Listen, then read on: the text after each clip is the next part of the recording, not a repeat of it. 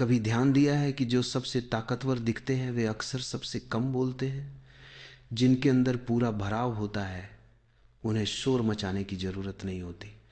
जो सच में सुनना जानते हैं वे बोलने की सीमा से आगे पहुंच चुके होते हैं, क्योंकि बोलना बाहर की ओर होता है और सुनना भीतर की ओर की यात्रा है।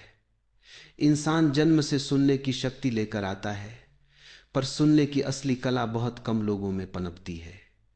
कान सबके पास है, पर ध्यान बहुत कम के पास होता है। हर कोई सुनता है, पर कोई वास्तव में नहीं सुनता। सुनना केवल शब्द पकड़ना नहीं है। सुनना आत्मा से आत्मा के बीच की खामोशी को महसूस करना है। उस जगह को सुनना जहां शब्द न पहुंचे और सच्चाई झलकती हो। सच्ची ताकत वहीं से उठती है जहां व्यक्ति सुनना शुरू करता है। पहले दूसरों को नहीं, खुद को सुनने लगता है। बाहरी शोर धीरे धीरे थम जाता है और भीतर की आवाज स्पष्ट होने लगती है। लोग सोचते हैं कि ताकत बोलने में है। जो ज्यादा बोलता है, बहस जीतता है, सबके सामने शब्दों का शोर फैलाता है, वही प्रभावशाली है। पर जो सच में जागा है वह जानता है कि बोलने से शक्ति नहीं मिलती, बल्कि बोलने से ऊर्जा बिखरती है।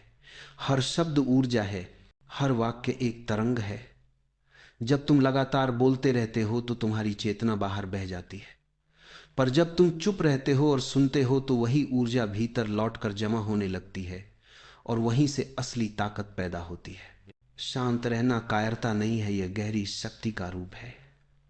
चुप रहना मुश्किल तब होता है जब भीतर शोर हो, प्रतिक्रिया, क्रोध, असुरक्षा, तब मन बोलने को मजबूर करता है। पर जो व्यक्ति सुनना सीख लेता है वह इन भावों को बिना बोले देख लेता है। देखने से और सुनने से सब कुछ बदलने लगता है। सच्चा श्रोता एक ध्यानपूर्ण व्यक्ति होता है, क्योंकि सुनना अपने आप में ध्यान है।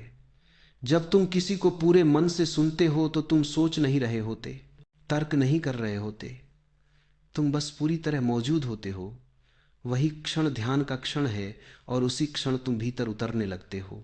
जो बोलता है वह बाहर की दुनिया में खो जाता है, जो सुनता है वह भीतर की दुनिया में प्रवेश करता है, और भीतर की दुनिया ही असली शक्ति का स्रोत है।